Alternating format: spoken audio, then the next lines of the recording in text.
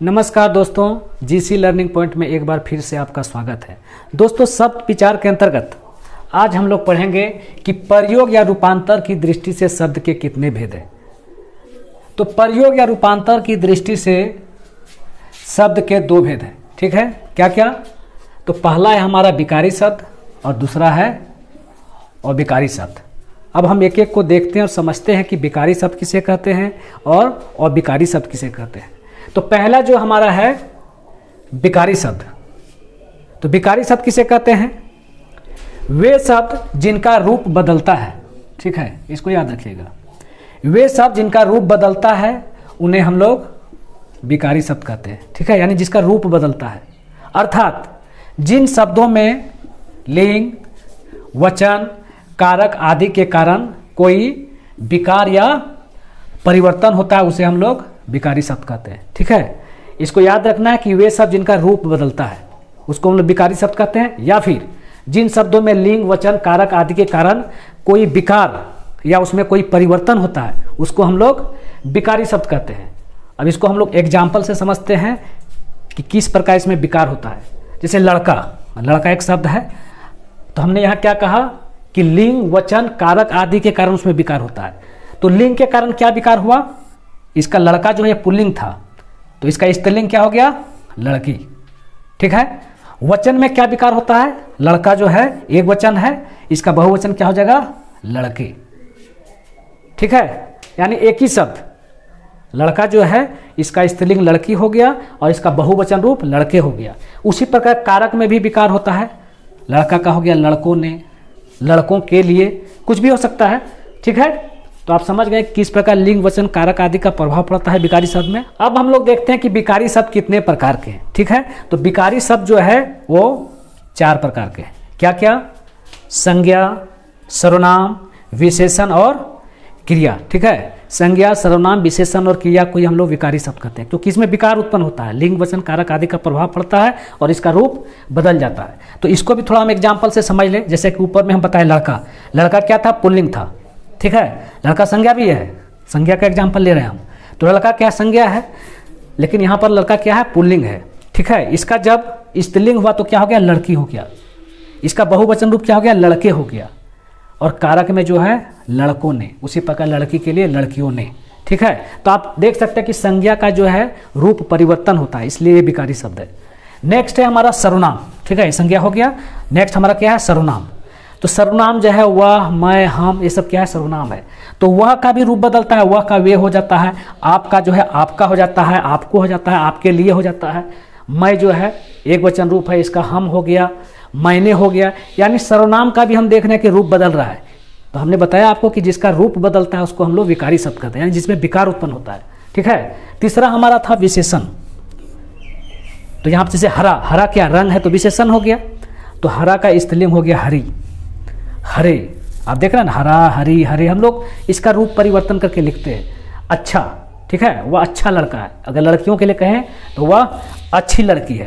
यानी जैसे ही इसका लिंग परिवर्तन हुआ तो इसका रूप जो है बदल गया, यानी कि विशेषण का भी जो है रूप में परिवर्तन हो रहा है, इसलिए ये क्या हो गया? उसी प्रकार अच्छे हो गया इसका बहुवचन रूप। तो जिसका रूप बदलता है, यानी जिसके रूप में परिवर्तन होता है उसको हम लोग विकारी शब्द कहते हैं। नेक्स्ट है हमारा क्रिया। ये भी हमारा जो है विकारी शब्द है। जैसे कि जाता है, वह जाता है। अगर लड़कियों के लिए हम लोग प्रयोग करते हैं तो क्या करते हैं? वह जाती है। क्रिया था, देखिए इसका रूप बदल गया। अगर एक से अधिक आदमी जा रहा है कहीं पर तो हम लोग कहते हैं कि जाते हैं। ठीक है, तो आप यहाँ देख रहे हैं कि संज्ञा, सर्वनाम, विशेषण और क्रिया चारों का रूप में परिवर्तन हो रहा है। तो हमने आपको बताया यहाँ पर कि वे शब्द जिनका रूप बदलता है उन्हें हम लोग विकारी शब्द कहते हैं। तो ये चारों जो है संज्ञा, सर्वनाम, विशेषण और क्रिया क्या हो गया? विकारी शब्द। यानी जहाँ भी आपको संज्ञा, सर्वनाम, विशेषण और क्रिया का एग्जाम्पल देखने के लिए मिल जाए तो समझ जाइए कि वो विकारी शब्द है। ठीक है, दूसरा है हमारा अविकारी शब्द, यानी कि वे शब्द जिनका रूप नहीं बदलता है। ठीक है, उन्हें क्या कहते हैं? अविकारी शब्द कहते हैं। विकारी शब्द किसको कहते थे? जिसका रूप बदलता है, लेकिन अविकारी शब्द उसे कहते हैं जिसका रूप नहीं बदलता है। अर्थात जिन शब्दों में लिंग, वचन, कारक आदि के कारण कोई विकार या परिवर्तन नहीं होता है उसे क्या कहते हैं हम लोग? अविकारी शब्द कहते हैं। यानी कि विकारी शब्द में जो है लिंग, वचन, कारक आदि के कारण उसमें विकार आ जाता था, उसमें परिवर्तन आ जाता था। लेकिन अविकारी शब्द में जो है लिंग वचन कारक आदि के कारण जो है उसमें कोई विकार उत्पन्न नहीं होता है, इसलिए इसको हम लोग अविकारी शब्द कहते हैं। यानी जिसमें विकार उत्पन्न होता है उसको विकारी, और जिसमें विकार उत्पन्न नहीं होता उसको अविकारी। ठीक है, जैसे कि हे। अब हे हम बोलेंगे तो लड़का हो या लड़की हो, पुल्लिंग हो स्त्रीलिंग कोई फर्क नहीं। हे भगवान, हे माँ, ठीक है, तो सबके लिए हम लोग हे का प्रयोग करते हैं। अरे लड़का भी है, अरे कहाँ जा रहा है, अरे कहाँ जा रही हो, तो इसमें भी जो है लिंग वचन कारक का कोई फर्क नहीं पड़ता, यानी सभी रूपों में एक जैसा रहता है, इसमें परिवर्तन नहीं होता। उसी प्रकार है परंतु, या, और, इसी तरह का और भी बहुत सारा शब्द है, लेकिन तो इस सब में जो है कोई रूप परिवर्तन नहीं होता है, इसलिए इसको हम लोग क्या कहते हैं, अविकारी शब्द। ठीक है, तो अविकारी शब्द भी जो है 4 प्रकार के, ठीक है, विकारी शब्द भी 4 प्रकार के था, संज्ञा, सर्वनाम, विशेषण और क्रिया। उसी प्रकार जो है अविकारी शब्द भी 4 प्रकार के, क्या क्या है, क्रिया विशेषण, संबंध बोधक, समुच्चय बोधक और विस्मयादि बोधक, यानी अविकारी शब्द भी है हमारा 4 प्रकार का हो गया। तो इस एक चीज़ और इम्पोर्टेंट चीज़ है, इसको जानना जरूरी है। हम लोग कहीं कहीं पढ़ते हैं कि अव्यय किसे कहते हैं, तो बस आप अविकारी शब्द का परिभाषा याद कर लीजिए, आपका अव्यय क्लियर हो जाएगा। यानी अविकारी शब्द को ही अव्यय कहा जाता है।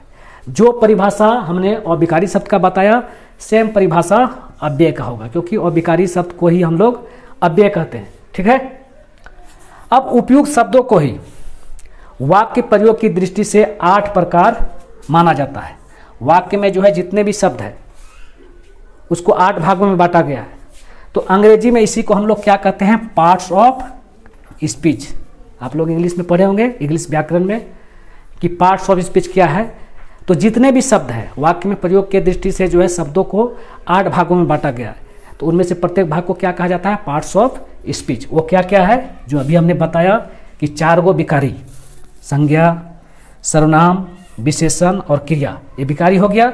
उसके बाद 4 हो गया क्रिया विशेषण, संबंध बोधक, समुच्चय बोधक और विस्मयादि बोधक। ठीक है, तो ये 8 जो है, 8 क्या है, पार्ट्स ऑफ स्पीच कहलाता है। ठीक है, तो हम लोग आगने वाले क्लास में एक एक को विस्तार से समझेंगे।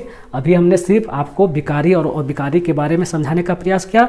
तो उम्मीद करते हैं कि वीडियो आपको पसंद आया होगा। तो दोस्तों आपसे रिक्वेस्ट है कि लाइक और शेयर और सब्सक्राइब करना ना भूलें, साथ में बेल आइकन को भी प्रेस कर दें ताकि आने वाला हर वीडियो का नोटिफिकेशन आप तक पहुंच सके। तो आज यहीं तक, फिर मिलेंगे, तब तक के लिए नमस्कार, जय हिंद।